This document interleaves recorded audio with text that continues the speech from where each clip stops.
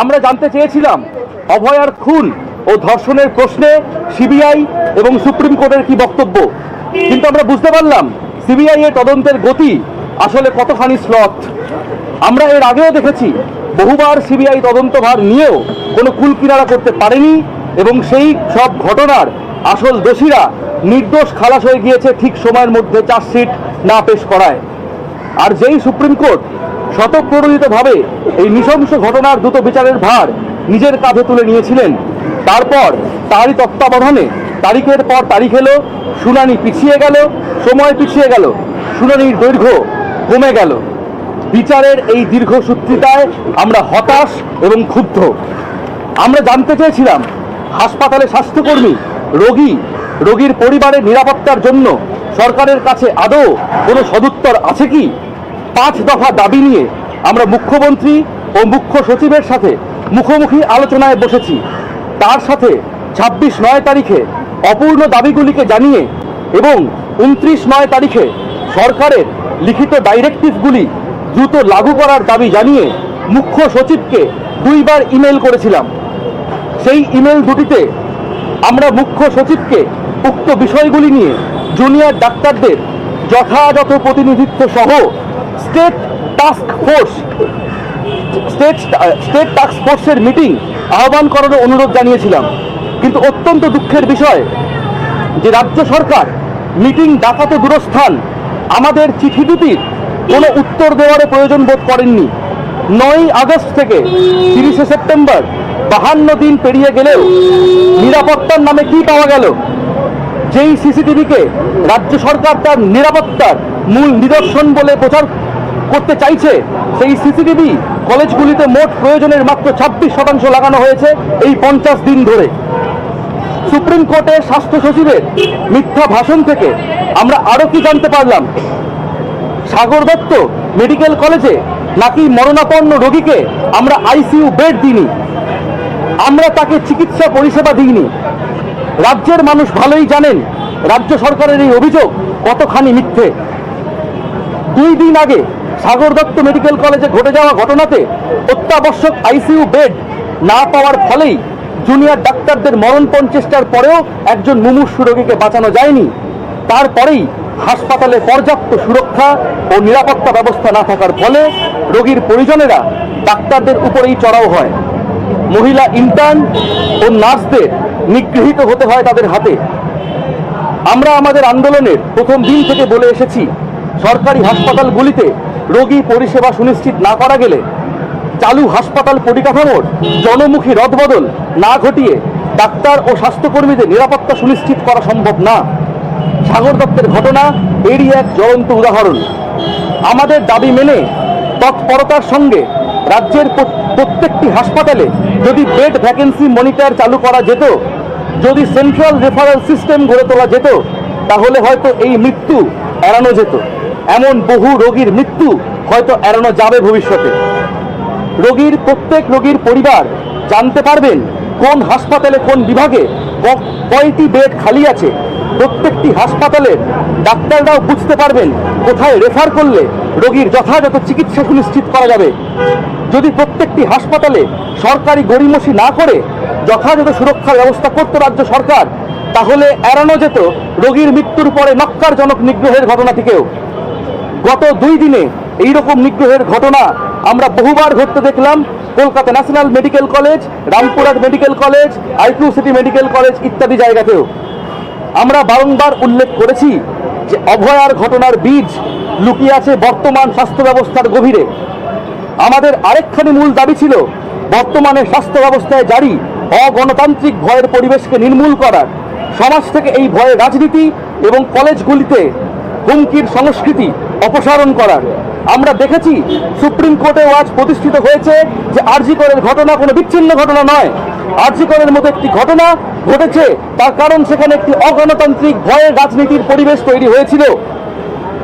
সন্দীপ ঘোষের অবৈধ কার্যকলাপ এবং জুলুমবাজিতে স্বাস্থ্য দপ্তরের উচ্চস্তরের প্রত্যক্ষ প্রশ্রয় ছিল এবং একইভাবে তিনি ক্যাম্পাসে একদল গুন্ডাকে আশ্রয় দিয়েছিলেন যারা এই অপশক্তির বলে বলিয়ান হয়ে এতদিন এই দুর্নীতিকে কার্যকর করেছিল। আমরা স্পষ্টভাবে আমাদের বৈঠকে মুখ্যমন্ত্রী এবং মুখ্য সচিবকে সরাসরি জানিয়েছি এবং ইমেলেও বলেছি, এই ভয়ের পরিবেশে আমরা সুরক্ষিত বোধ করছি না এবং হাসপাতাল বা মেডিকেল কলেজগুলোর সিদ্ধান্ত গ্রহণকারী যে কমিটিগুলি, তাতে জুনিয়র চিকিৎসকদের সঠিক প্রতিনিধিত্ব সুনিশ্চিত না করলে এই স্বঘোষিত নেতা নেত্রীদের জুলুমবাজি চলতেই থাকবে। একে প্রতিরোধ করবার জন্য সকল স্তরে গণতান্ত্রিক নির্বাচনের মাধ্যমে ছাত্রছাত্রী ও জুনিয়র ডাক্তারদের প্রতিনিধি সুনিশ্চিত করতে হবে। কলেজের সমস্ত সিদ্ধান্ত গ্রহণকারী প্রতিষ্ঠান, college council, anti ragging committee, internal complaints কমিটিতে নির্বাচিত প্রতিনিধি রাখার দাবি আমরা জানিয়েছি বারংবার, যা এই প্রতিষ্ঠানগুলির সঠিক কার্যক্রম সুনিশ্চিত করবে এবং যৌন হয়রানির বিপক্ষে একটি প্রতিরক্ষামূলক পরিবেশ তৈরি করবে। তার সাথে মেডিকেল কলেজগুলিতে দুর্নীতির মূল আখড়া রোগী কল্যাণ সমিতি, যা মুখ্যমন্ত্রী মৌখিকভাবে ভেঙে দিলেও তার কোনো লিখিত নোটিশ আমরা পাইনি, এবং যদি ভেঙেও দেওয়া হয় তার পরিবর্তে গঠিত প্রতিষ্ঠানে নির্বাচিত ছাত্রছাত্রী ও জুনিয়র ডাক্তারদের প্রতিনিধিত্ব সম্পর্কে সুস্পষ্ট কোনো সিদ্ধান্তও আমরা দেখতে পাইনি। মুখ্য সচিব তার 19 তারিখের সরকারি নির্দেশনার ইমেলটিতে স্বাস্থ্য সচিবকে দায়িত্ব দিয়েছিলেন আমাদের সুরক্ষা ও রোগী পরিষেবা নিয়ে পরিকাঠামোগত রদবদলের যাবতীয় সিদ্ধান্তগুলিকে কার্যকর করার, কিন্তু তার 12 দিন পেরিয়ে গেলেও দৃশ্যমান কোনো পরিবর্তন আমরা দেখতে পাইনি। এমনকি সাগর দত্তের ঘটনা সম্পর্কে তিনি সুপ্রিম কোর্টে দাঁড়িয়েও মিথ্যাচার করে গেছেন। সমস্ত ঘটনার দায়ভার চাপিয়েছেন জুনিয়র ডাক্তারদের উপরে। এর আগেই আমরা স্বাস্থ্যক্ষেত্রে পাহাড় প্রমাণ দুর্নীতি ও ভয়ে রাজনীতির দায় নিয়ে নারায়ণ স্বরূপ নিগমের অপসারণের দাবি তুলেছিলাম। আমরা এও মনে করি স্বাস্থ্য দপ্তরের অপদার্থতা বা সক্রিয় মদত ছাড়া এই প্রবল দুর্নীতি অসম্ভব।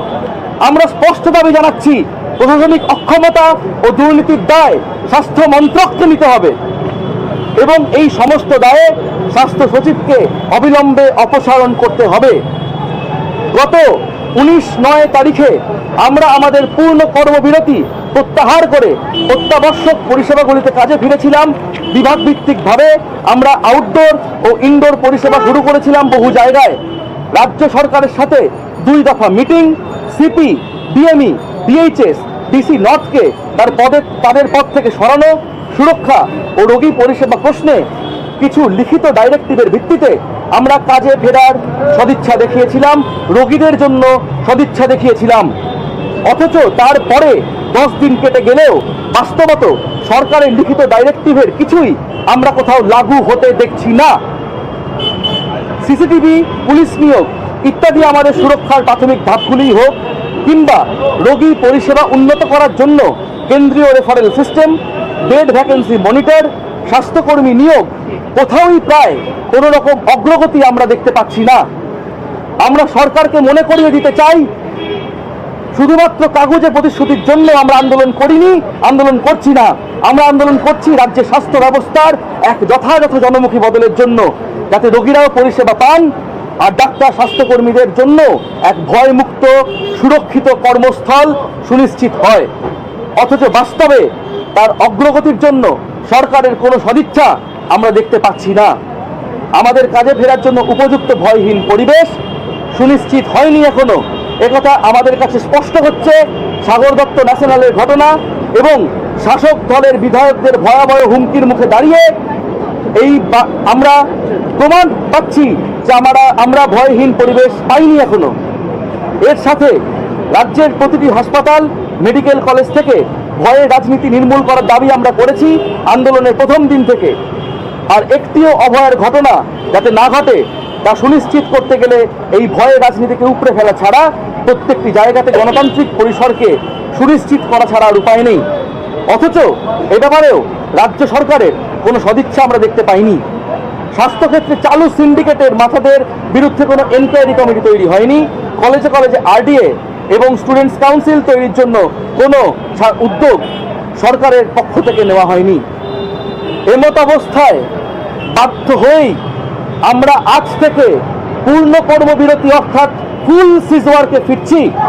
সরকারের পক্ষ থেকে সুরক্ষা, রোগী পরিষেবা ও ভয়ের রাজনীতির প্রশ্নে নিম্নলিখিত বিষয়গুলিতে সুস্পষ্ট পদক্ষেপ না পাওয়া অবধি আমরা পূর্ণ কর্মবিরতি চালিয়ে যেতে বাধ্য হব।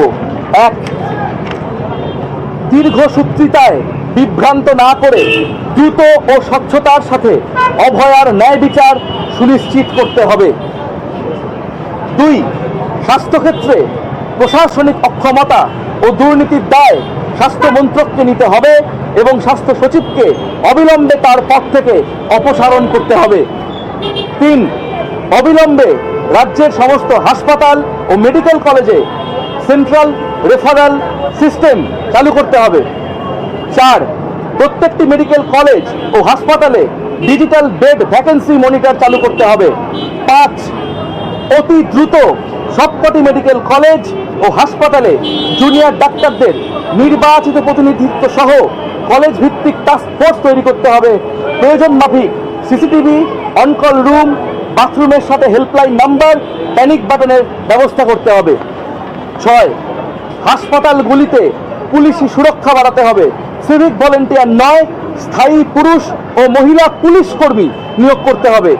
সাত, হাসপাতালগুলিতে ডাক্তার, নার্স এবং স্বাস্থ্যকর্মীদের শূন্য পদগুলি অবিলম্বে পূরণ করতে হবে। আট, প্রত্যেকটি মেডিকেল কলেজে ফেক সিন্ডিকেটে জড়িতদের বিরুদ্ধে এনকোয়ারি কমিটি বসিয়ে তাদের কড়া শাস্তি দিতে হবে। রাজ্য স্তরেও এনকোয়ারি কমিটি তৈরি করতে হবে। নয়, অবিলম্বে রাজ্যের প্রত্যেকটি মেডিকেল কলেজে ছাত্র সংসদ নির্বাচন করতে হবে। সবকটি কলেজে আরডিএ-কে স্বীকৃতি দিতে হবে। কলেজ ও হাসপাতাল পরিচালনার সবকটি কমিটিতে ছাত্রছাত্রী ও জুনিয়র ডাক্তারদের নির্বাচিত প্রতিনিধিত্ব সুনিশ্চিত করতে হবে। 10, ওয়েস্ট বেঙ্গল মেডিকেল কাউন্সিল ও West Bengal health recruitment board এদের অভ্যন্তরে যে ব্যাপক দুর্নীতি ও বেনিয়মের অভিযোগ রয়েছে তার সাপেক্ষে দ্রুত তদন্ত প্রক্রিয়া শুরু করতে হবে। আমরা ইতিমধ্যেই প্রেস কনফারেন্সের মাধ্যমে সবাইকে জানিয়ে দিয়েছি অভয়ার ন্যায় বিচার যেভাবে দীর্ঘসূত্রিতার জালে জড়িয়ে পড়েছে তা আমাদের হতাশ এবং ক্ষুব্ধ করেছে। তাই অভয়ার বিচার সুনিশ্চিত করতে দোষীদের দ্রুত গ্রেপ্তার ও দৃষ্টান্তমূলক শাস্তির দাবিতে এবং সর্বোপরি এমন ঘটনার পুনরাবৃত্তি রুখতে স্বাস্থ্যক্ষেত্র সহ সমাজের সর্বস্তরে ভয়ের রাজনীতিকে নির্মূল করতে আমরা আগামী 2 তারিখ মহালয়ার দিন এক মহা মিছিল ও মহা সমাবেশের ডাক দিচ্ছি।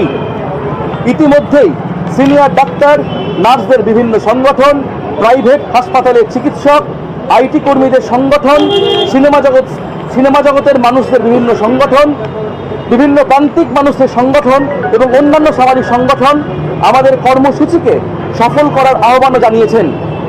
আমরা সমাজের সর্বস্তরের মানুষের কাছে আরও একবার 2 তারিখ কলেজ স্কয়ার থেকে ধর্মতলা মহামিছিল এবং ধর্মতলায় মহা সমাবেশে যোগ দেওয়ার আহ্বান জানাচ্ছি। আমাদের প্রতিবাদ জারি থাকুক অভয়ার ন্যায় বিচারের দাবিতে, এক সুস্থ, জনমুখী, ভয়হীন স্বাস্থ্য ব্যবস্থার দাবিতে ও সর্বোপরি সমাজ থেকে ভয়ের রাজনীতিকে নির্মূল করার লক্ষ্যে। We want justice, we demand justice. বলছি আরেকটা জিনিস বলার আছে। বিগত কয়েকদিন যাবৎ সোশ্যাল মিডিয়াতে আরজিকর হাসপাতালে ঘটে যাওয়া নারকীয় ধর্ষণ এবং খুনের পরিপ্রেক্ষিতে অভয়ার পোস্টমর্টম রিপোর্ট নিয়ে যে বিভ্রান্তিমূলক পোস্ট ছড়ানো হচ্ছে সেই ব্যাপারে আমরা 2-4 কথা সকলের সামনে রাখতে চাই। ফের পূর্ণ কর্মবিরতি ঘোষণা করলেন জুনিয়র ডাক্তাররা। 10 দফা দাবি তুলে তারা ফের পূর্ণ কর্মবিরতিতে যাবেন একথাই ঘোষণা করলেন এবং 2 তারিখ অর্থাৎ মহালয়ার দিন মহা মিছিল এবং ধর্মতলায় মহা সমাবেশের ডাক দিয়েছে West Bengal junior doctors front. গতকালই সুপ্রিম কোর্টে শুনানি ছিল এবং তারপর জিবি বৈঠক হয়, অনেক রাত পর্যন্ত হয় এই বৈঠক। 8 ঘন্টার এই বৈঠক শেষে এই সিদ্ধান্তই নিয়েছেন জুনিয়র ডাক্তাররা, এই আন্দোলন চলবে, পূর্ণ কর্মবিরতির ডাক দিলেন তারা। এই খবর নিয়ে ফিরছি একটা ব্রেকের পর, সঙ্গে থাকুন।